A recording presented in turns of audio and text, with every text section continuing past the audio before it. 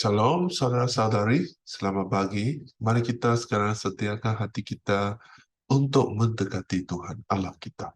Engkau yang sempurna, kita dapat tetap berdiri di sini untuk menyembah Tuhan kita. Engkaulah kekuatanku.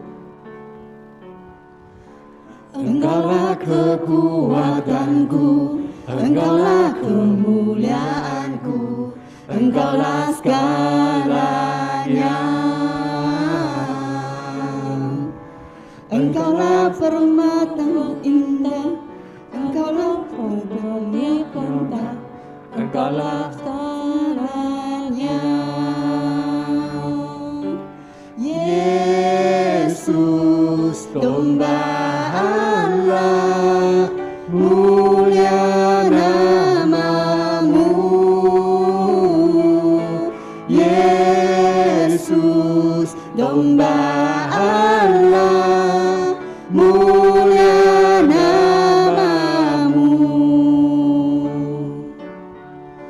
Kau hapus segala dosaku, segala celah dan maluku. Engkaulah segalanya. Saat jatuh kau angkatku, saat kau penuhiku. Engkaulah segalanya. Engkaulah kekuatanku, Engkaulah kemuliaanku, Engkaulah segalanya. Engkau permata yang indah, takkan pernah ku lepaskan. Engkaulah segalanya. Yesus, domba Allah, mulia namamu. Yesus, domba Allah, mulia namamu. Mari kita angkat tangan. Yesus, domba Allah. Yesus, domba Allah, mulia namamu. Yesus, domba Allah, mulia namamu. Yesus, domba Allah, mulia namamu. Yesus, domba Allah, mulia namamu.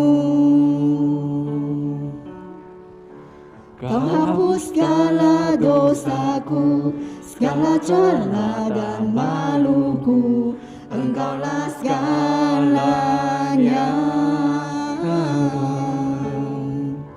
Saat jatuh kau angkatku, saat haus kau penuhiku. Engkaulah segalanya.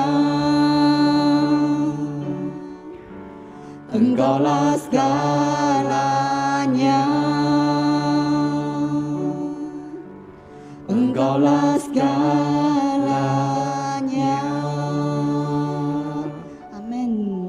Silakan duduk. Mari kita tetap memuji Tuhan dengan penuh berterima kasih. Terima kasih Tuhan untuk kasih setiamu yang ku alami dalam hidupku.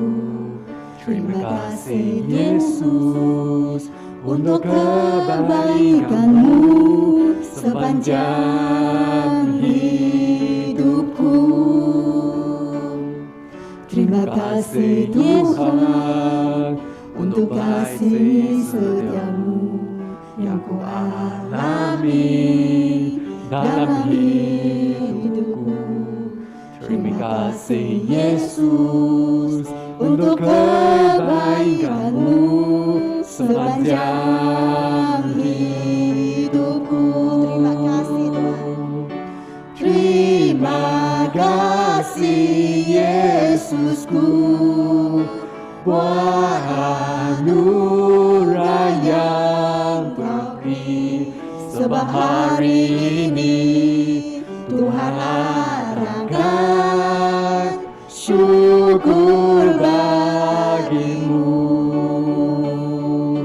Terima kasih Yesusku, buat anugerah yang Kau beri.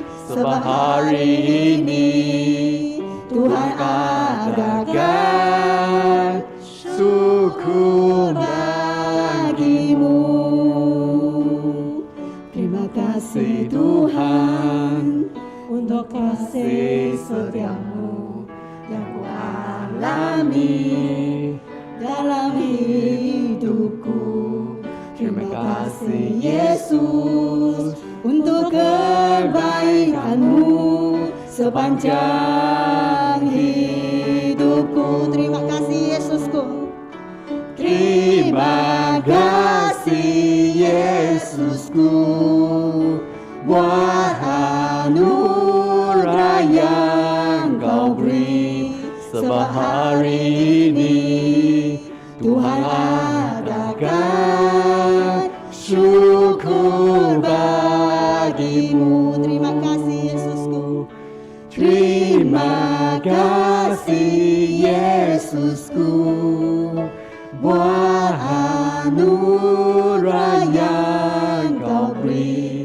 Sebab hari ini Tuhan adakan syukur bagimu. Sebab hari ini Tuhan adakan syukur bagimu. Sebab hari ini Tuhan adakan syukur bagimu. Saudara-saudari, hari ini kalau kamu mau pergi pasar, bila keluar ada hujan, mau guna motosikal, tak ada minyak, kereta pun ngam, orang lain bantu keluar, mau jalan, tak ada payung. Sudah jumpa payung, ayah baru dapati, dompet pun tidak bawa. Masuk ke rumah, tak jumpa dompet di mana. Kalau ada begitu banyak cabaran, adakah kamu tetap akan pergi ke pasar? Kita bila menghadapi cabaran, kita memang senang akan hentikan apa yang kita lakukan. Tapi Yesus Kristus, Dia tidak. Mari kita buka ke buku Yohanes, bab 13 ayat 1. Buku Yohanes, bab 13 ayat 1. Sehari sebelum perayaan Paskah, Yesus tahu bahawa tiba masanya Dia meninggalkan dunia ini dan kembali kepada Bapa.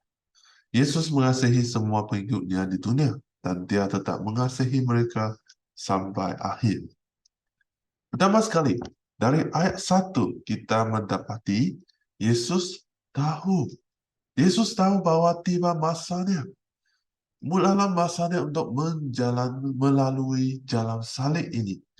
Dalam buku Lukas cakap sebegini, Dia berkata juga, anak manusia mesti mengalami banyak penderitaan serta ditentang oleh para pemimpin masyarakat, ketua imam, dan guru darat.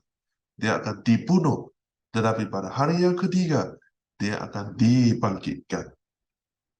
Inilah kali pertama Yesus bernubuat tentang penderitaannya sendiri. Sebenarnya, dalam Alkitab mencatat Yesus sekurang-kurangnya bernubuat sebanyak 3 kali tentang penderitaan dan kematiannya. Jadi Yesus amat memahami selepas malam ini penderitaan yang begitu besar yang akan Dia mengalami. Yesus Dia ditangkap, dipermainkan, dipukul, dihina, disoal, dicampur, dan akhirnya disalib. Dalam kesedaran ini, Yesus masih perlu teruskan bersama dengan pengikutnya dan melayani mereka. Yesus masih perlu melalui perasaan berbuat tentang pengkhianatan terhadap dirinya sendiri. Dia masih perlu bernubuat bahawa Petrus akan menyangkalnya. Kita susah bayangkan perasaan Yesus Kristus pada saat itu. Secara logik, walaupun tahu akan bangkit dari kematian pada hari yang ketiga, tapi manusia yang biasa memang rela tidak mengalami penderitaan sebegini. Ini adalah Amy Carmichael. Dilahirkan pada tahun 1867. Dia berasal dari sebuah keluarga yang kaya. Ibu bapanya dua-dua adalah Kristian yang baik. Gereja yang mereka pergi itu kebanyakan sumber ekonomi adalah dari keluarga mereka. Namun, pada umur 18, bapaknya meninggal dunia. Mereka tidak dapat lagi mempunyai gaya kehidupan yang kaya. Namun begitu, Amy dia terus mempunyai kehidupan rohani yang baik dan melayani. Salah satu yang dia melayani di tempat asalnya adalah melayani dan memimpin golongan kelemahan yang tidak dialu-alukan oleh gereja tradisi England pada masa itu. Pada tahun 1892, Amy dengar dengan sangat teliti panggilan daripada Allah untuk menjadi seorang misionari. Sebelum tahun 1895, Amy menghadapi banyak cabaran. Cabaran untuk memohon menjadi misionari. Cabaran cari tempat untuk melayani. Tapi akhirnya, dia dapat mulakan kehidupan misionarinya di India. Amy menghadapi juga banyak cabaran. Kedudukan perempuan di India adalah sangat-sangat rendah. Ada banyak budak perempuan yang dijual ke kuil untuk menjadi pelacur kuil. Amy dan rakan sekerja mereka menyelamatkan banyak budak perempuan daripada kuil dan menjaga mereka. Pelayanan mereka semakin besar. Ada lagi juga budak-budak lelaki yang perlu bantuan. Amy dan rakan sekerjanya menumpukan banyak taska kanak-kanak, hospital, pejabat, dan lain-lain. Walau bagaimanapun, dia tetap mengalami banyak kesusahan. Penganut Hindu tidak mengakui pelacur kuil ini dan menuduh Amy berbohong. Amy didakwa mencuri budak-budak dan perempuan. Kumpulan misi tempatan juga tidak berpuas hati dengan Amy, malah melancarkan kempen untuk menghalau Amy keluar dari India. Ada juga orang tuduh Amy pakai sali tidak layak menjadi misionari. Walau bagaimanapun, Amy terus mematuhi kehendak Allah dan melayani di India selama 55 tahun. Amy mempelajari Yesus dalam pelayanannya. Yesus walaupun mengalami kesusahan, walaupun tahu ada banyak cabaran yang akan dia hadapi seterusnya. Tapi Yesus tidak mengikut kehendaknya diri sendiri. Hanya mematuhi plan Allah. Hari ini saudara-saudari, kamu juga perlu mengikuti kehendak Allah dan mematuhi plan Allah. Untuk memahami kehendak Allah, kita memang tidak dapat menguraikan kepentingan firman Allah. Kita mesti mengaji firman Allah. Baca Alkitab saja tidak dapat membantu kamu memahami firman Allah dengan lebih dalam. Hanya melalui kaji dengan lebih dalam lagi, barulah kita dapat memahami firman Allah. Salah satu yang persidangan agung kita galakkan adalah saluran bangkit SCSC. Saya mau bagi semua yang menyertai di sini satu like yang besar. Melalui penjelasan pastor-pastor, kita boleh lebih memahami firman Allah dan merenung. Mari kita buka hati kita. Biarlah Allah berfirman kepada kita melalui gerakan Roh Kudus, menghidupkan kehendak Allah dalam kehidupan kita. Bila kamu ada sesetengah rasa gerakan dalam hati, renungkanlah lagi. Adakah ini kehendak Allah dalam kehidupan saya? Mematuhi dan menjalani. Yesus bukan sahaja tahu tentang bahasanya. Yesus juga tahu tentang kemuliaannya.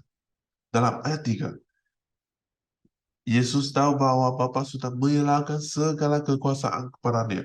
Yesus juga tahu bahwa dia datang daripada Allah dan akan kembali kepada Allah. Yesus tahu tentang asalnya, kuasanya, dan destinasinya. Asalnya, Yesus adalah Allah. Sebelum dunia ini diciptakan, firman sudah ada. Firman itu bersama-sama Allah dan firman itu sama dengan Allah. Yohanes bab 1 ayat 1. Firman itu sama dengan Allah. Dalam terjemahan, bahasa lain juga kata, firman adalah Allah. Yesuslah firman itu. Semua kuasa yang ada dalam Allah juga sama dalam Yesus. Dalam Alkitab ada banyak tempat yang menunjukkan Allah dan Yesus adalah sama. Contohnya, di sini Malaki bab 3 ayat 6, Ibrani bab 13 ayat 8 cakap Yesus tidak berubah. Ada apa lagi? Dalam buku Yeremia bab 17 ayat 10 dan Yohanes bab 2 ayat 25 cakap Yesus adalah Maha mengetahui sama dengan Allah. Ada banyak lagi saudara-saudari. Seperti yang saya kongsikan tadi, kalau kita hanya baca Alkitab tapi tidak kaji, kita tidak dapat memahami kebenaran sebegini. Sebenarnya, dia ilahi, tetapi dia tidak mengangkat keadaannya yang ilahi harus dipertahankannya. Sebaliknya, dia rela melepaskan segala-galanya, lalu menjadi seperti seorang hamba. Dia datang sebagai manusia dan hidup seperti manusia. Dia merendahkan diri dan hidup dengan taat kepada Allah sehingga mati, yaitu mati di atas salib. Itulah sebabnya Allah meninggikannya setinggi-tingginya dan mengkurniai dia kedudukan yang lebih tinggi daripada semua kedudukan yang lain. Apa yang Paulus tulis dalam surat Filipi dapat rumuskan kehidupan Yesus. Ayat 9 dalam buku Filipi adalah mengenai destinasi Yesus Kristus. Ditinggikan setinggi-tingginya dan balik ke surga. Dia diberi kuasa dan akan menghakimi dunia ini pada hari kiamat.